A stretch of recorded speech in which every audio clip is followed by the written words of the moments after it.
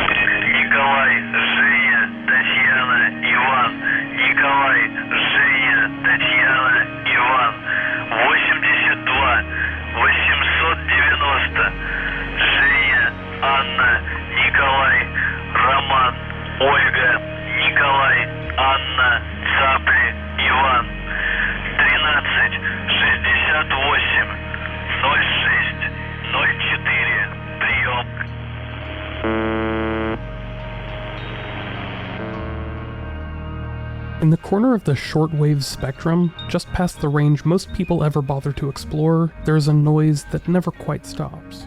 It's mechanical, pulsing, and deeply unpleasant, like the hum of a broken fluorescent light buried underground. It has no melody, no message, and no apparent meaning, but it's been repeating itself nearly non-stop for decades. It broadcast on 4625 kilohertz. Its unofficial nickname is the buzzer.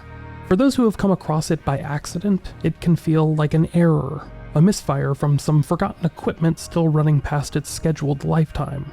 But for people who have been listening carefully, recording it, logging its behavior, and tracking its anomalies, it's something else entirely. The buzzer is not an anomaly. It's a signal, and it has outlasted wars, borders, regimes, and even the technology that once justified its existence. There's no formal introduction, no host, no music, just a tone delivered every second, 24 hours a day. The signal rarely changes, but when it does, it becomes something much harder to ignore. On rare occasions, the buzzing stops. A Russian voice cuts in, calm, expressionless. It speaks a series of numbers and names. Sometimes the phrases sound like call signs or surnames. Other times it's just a code, spoken once and never repeated. Then the buzz returns, unchanged, and continues as if nothing happened. No country has ever claimed this signal. No military agency has explained it.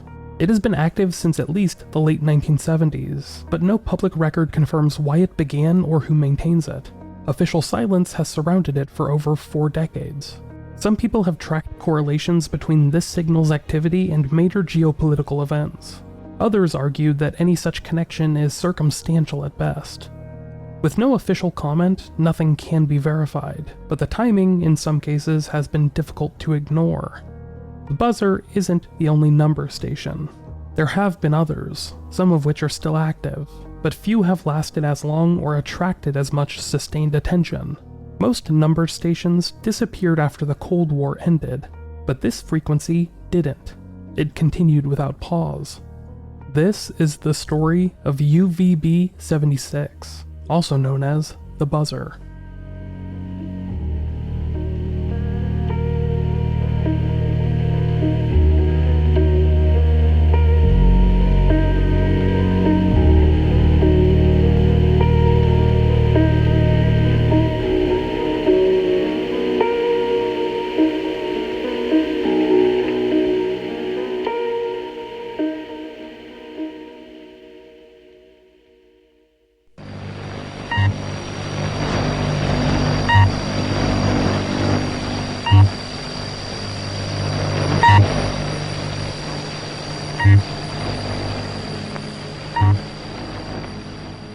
UVB-76 does not behave like a traditional radio station.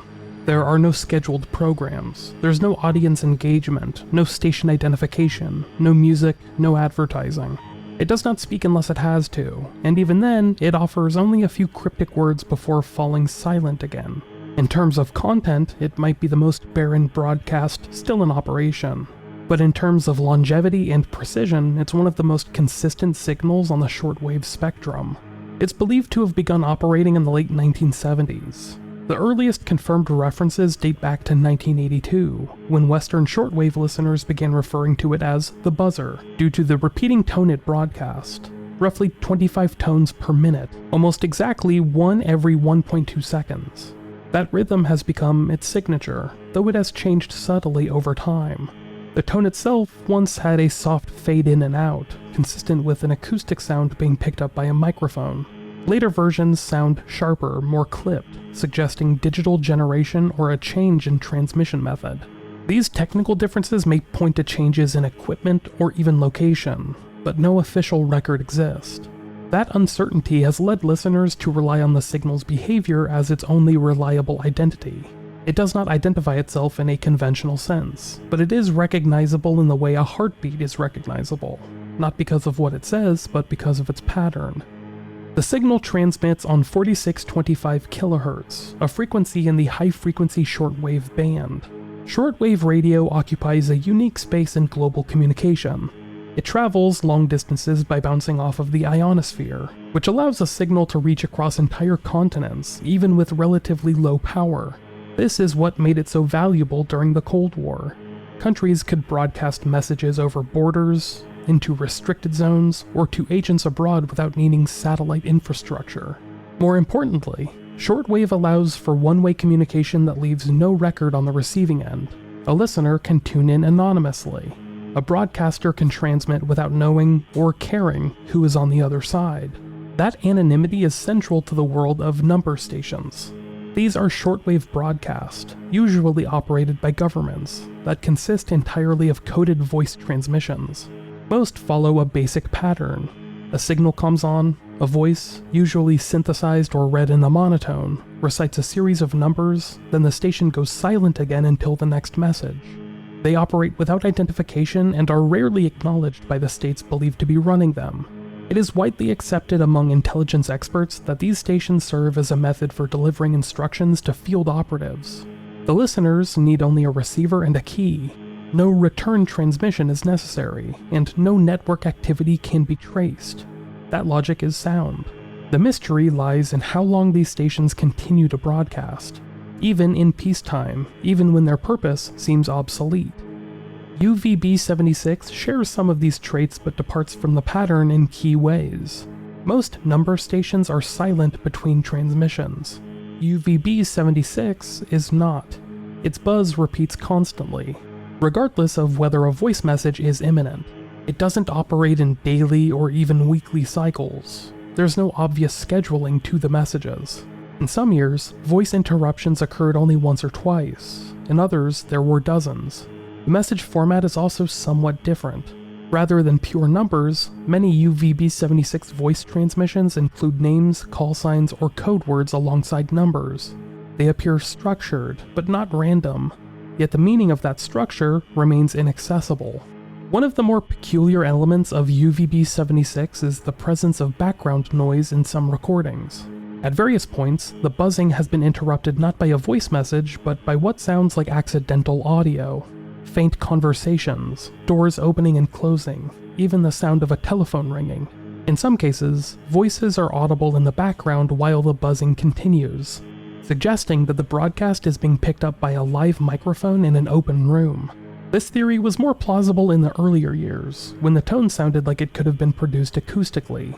But even as technology has advanced, these interruptions haven't completely disappeared.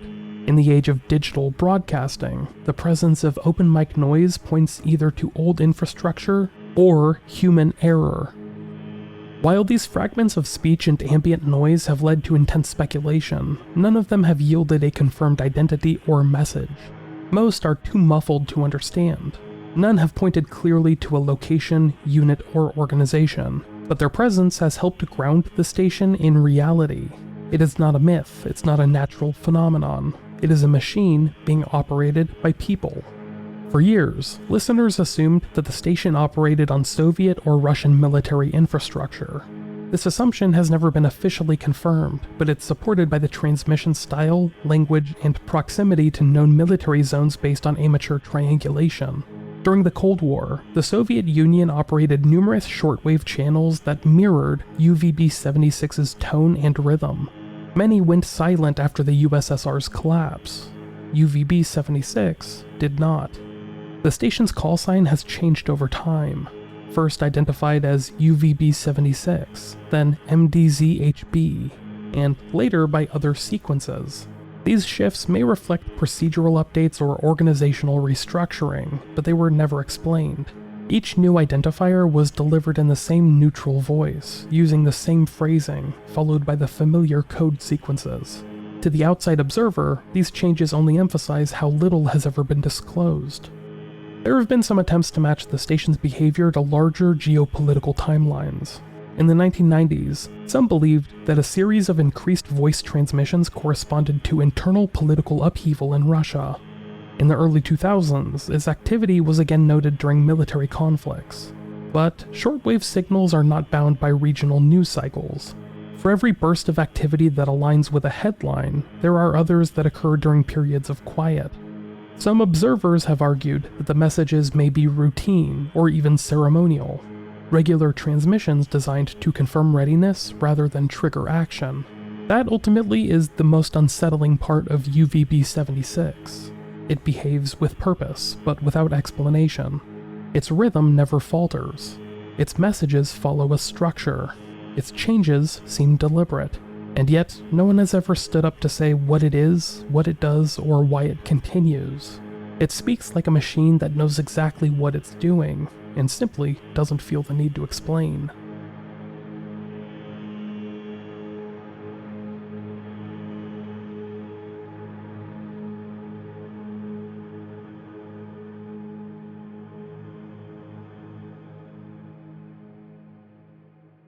The signal on 4625 kHz is not subtle. It occupies space with force, repeating the same pulse second after second, year after year. The act of maintaining it requires infrastructure, electricity, oversight, and hardware. None of that comes without reason. And yet in the decades it has been active, no institution has admitted to being responsible for it. That silence has become the foundation for a growing body of speculation. Some theories are grounded in technical precedent. Others lean into the unknowable. Nearly all of them attempt to answer the same question. Why would a country, any country, devote resources to a broadcast that says almost nothing and continues for decades without interruption? The most widely accepted explanation is also the most mundane, that UVB-76 is a channel marker. In shortwave broadcasting, channel markers are used to reserve a frequency for intermittent use. A repeating tone defers interference and makes it easy for authorized listeners to verify that the frequency is still active. This would explain the continuous buzz, its fixed interval, and the relatively rare voice interruptions. It would also explain why the signal behaves more like a maintenance system than a content delivery platform. It is, in this theory, not a message, but a placeholder. Something that says, this space is occupied. If that is the case, it implies that there is an audience. Someone somewhere has a reason to keep that frequency clear. Someone may also be listening for the voice messages when they occur. If this explanation is accurate, it doesn't tell us what the frequency is being preserved for, only that someone considers it worth preserving. A second theory suggests that the signal is part of a military communications system. The Russian armed forces, like many others, use shortwave radio for redundancy and long-range operations. In this context, UVB-76 could be a component of a broader command network. Its continuous buzz could signal readiness and operational status. When a voice message is inserted, it might be meant for specific units or receivers somewhere in the field. The format of those messages, structured, impersonal, and encoded, would be consistent with this kind of use. This theory becomes more persuasive when viewed alongside other Russian military transmissions on adjacent frequencies.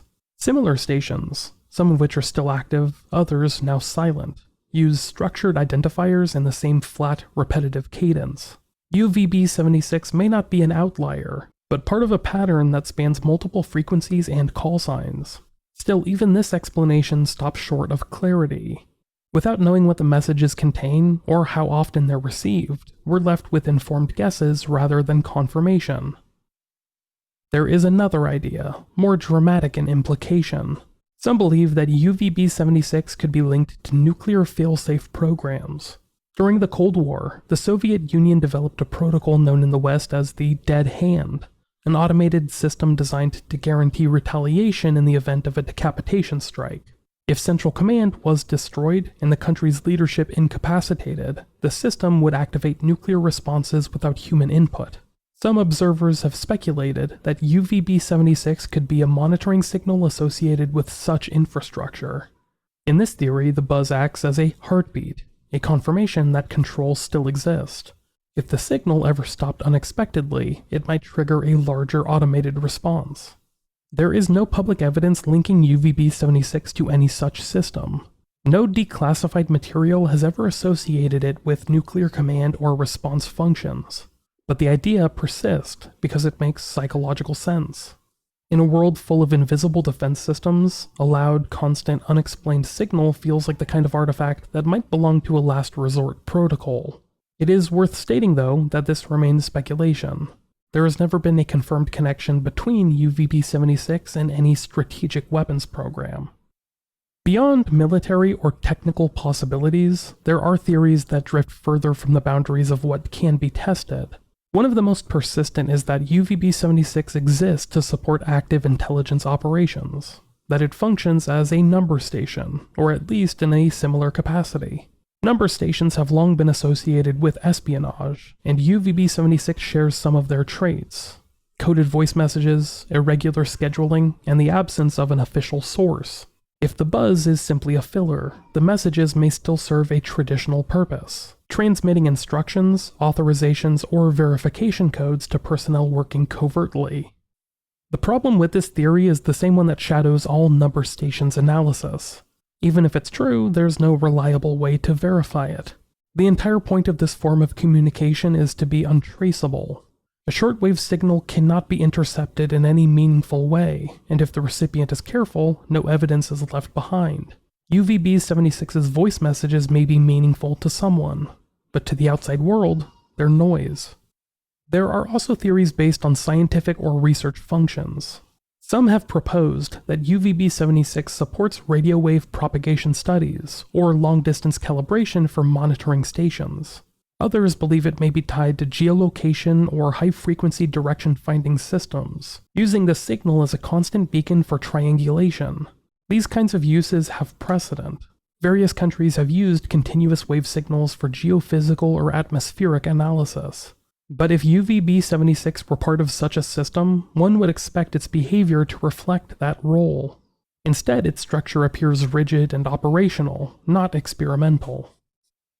Then there are the outliers, theories that treat UVB-76 not as a tool but as a message in itself, that it exists to create uncertainty, that it's a form of psychological deterrence, that it is heard even if it is not understood, and that its presence is enough to inspire caution. These interpretations view the station less as a technical artifact and more of a statement. A signal with no explanation becomes a kind of warning, one that never needs to be translated. And finally, there is the possibility that the station no longer has a purpose at all, that it was once part of something active and essential, and that now it continues simply because no one has given it the order to stop. In this reading, UVB-76 is a bureaucratic leftover, an automated process left in motion because it costs nothing to maintain and might still serve some unknown contingency. If true, it would not be the first time a complex system was left running long after its operators moved on. None of these theories can be proven. Each rest on the same central fact, that the signal continues and has never been explained.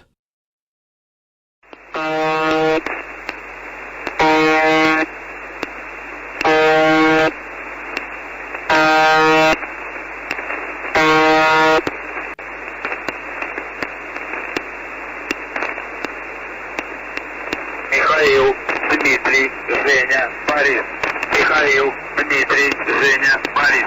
85, 343, Константин, Роман, Иван, Николай, Ульяна, Михаил. 01, 48, 04, 95. Павел, Роман, Иван, Ольга, Роман, Иван, Татьяна, Елена, Татьяна. 14.08, 28, 71.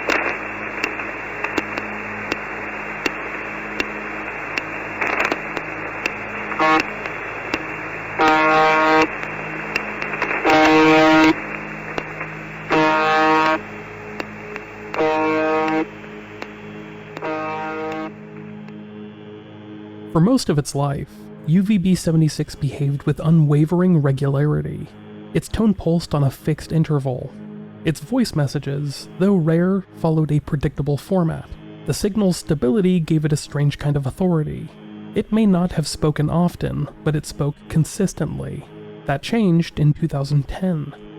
The station had always been difficult to locate with precision, but by the early 2000s, amateur triangulation efforts had placed its likely source near the town of Poverovo, northwest of Moscow. The site appeared on military maps, listed as a communications facility. Reports described it as closed to the public and lightly guarded. Its coordinates aligned with reception patterns across Europe and Asia. For years, there was little reason to question that UVB-76 was being transmitted from that location. Then the signal shifted.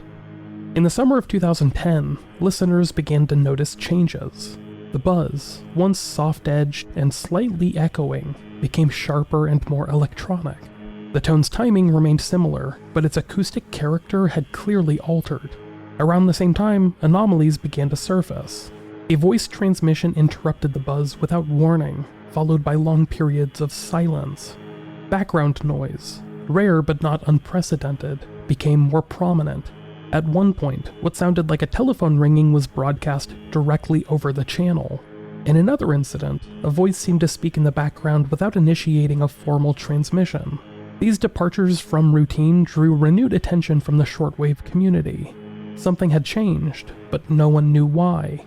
On August 25th of that year, the buzz ceased entirely for several hours.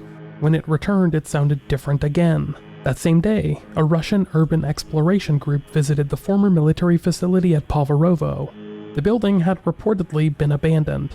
The group's photos showed a structure in disrepair. Broken windows, overgrown paths, and empty halls filled with discarded communications equipment. In one room, they found notebooks and paperwork left behind. One photograph showed what appeared to be a logbook listing coded messages, some of which resembled past UVB-76 transmissions. This visit was not officially sanctioned.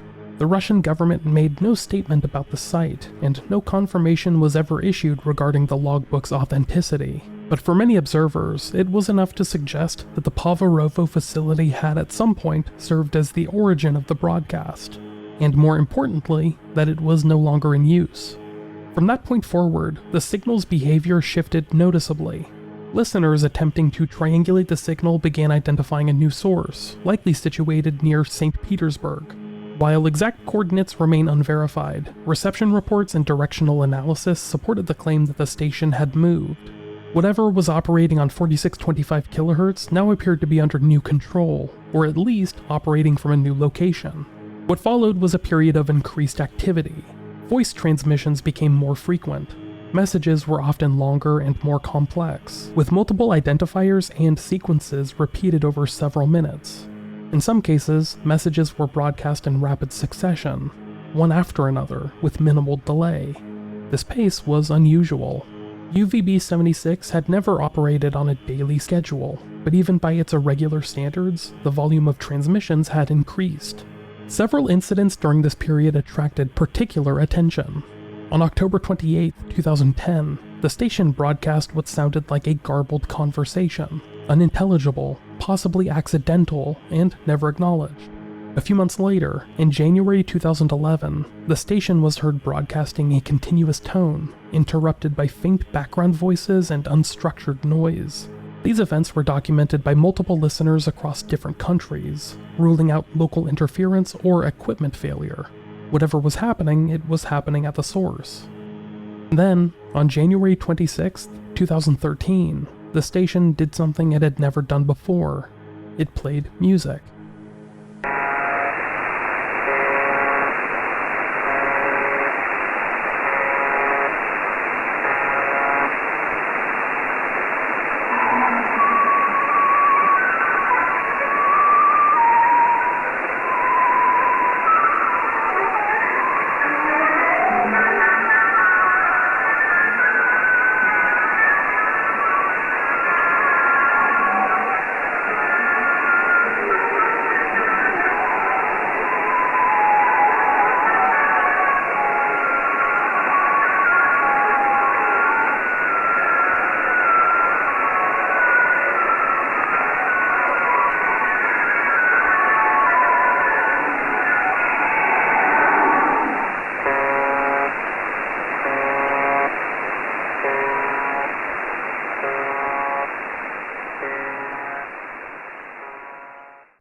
For a few seconds, UVB-76 broadcast a portion of Tchaikovsky's Swan Lake, specifically the Dance of the Little Swans.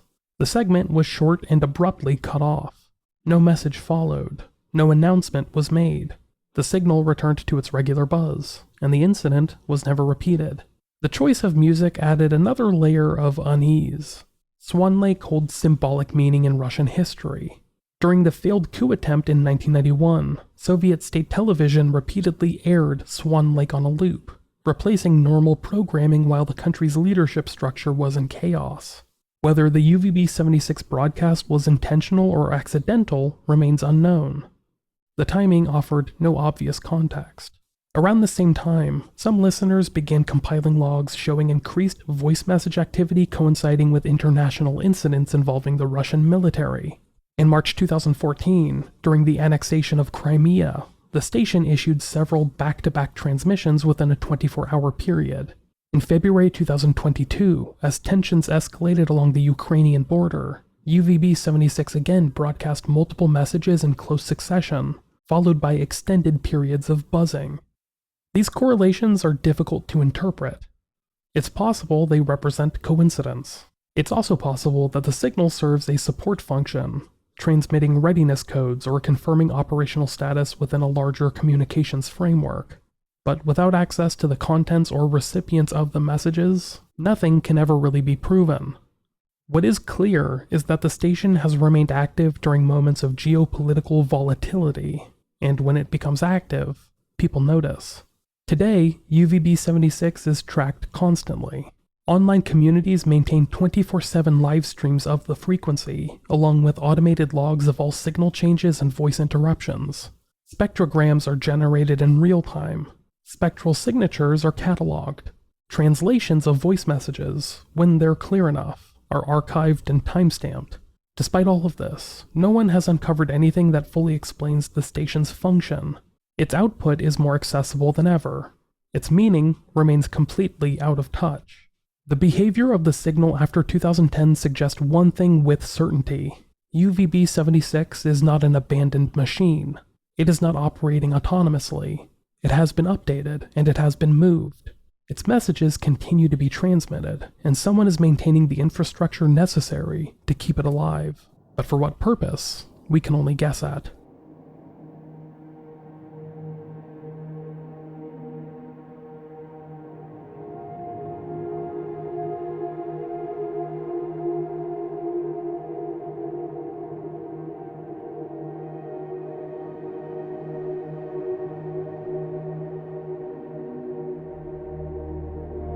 UVB-76 is still active.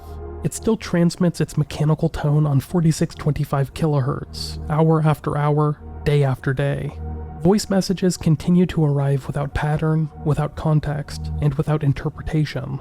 The station has changed formats, moved locations, and undergone periods of instability, but it has never gone silent for good. That is perhaps its most defining feature. Not what it says, but the fact that it continues saying it. We are used to communication having a purpose. A voice implies a listener. A message implies meaning. But UVB-76 complicates both of those assumptions. It exists in the space between function and ritual. It speaks, but does not explain. It transmits, but offers no acknowledgement of receipt. It behaves like a tool, but reveals nothing about its task. No one has ever taken public responsibility for the buzzer. No former operator has ever come forward. No official documents have ever clarified its role.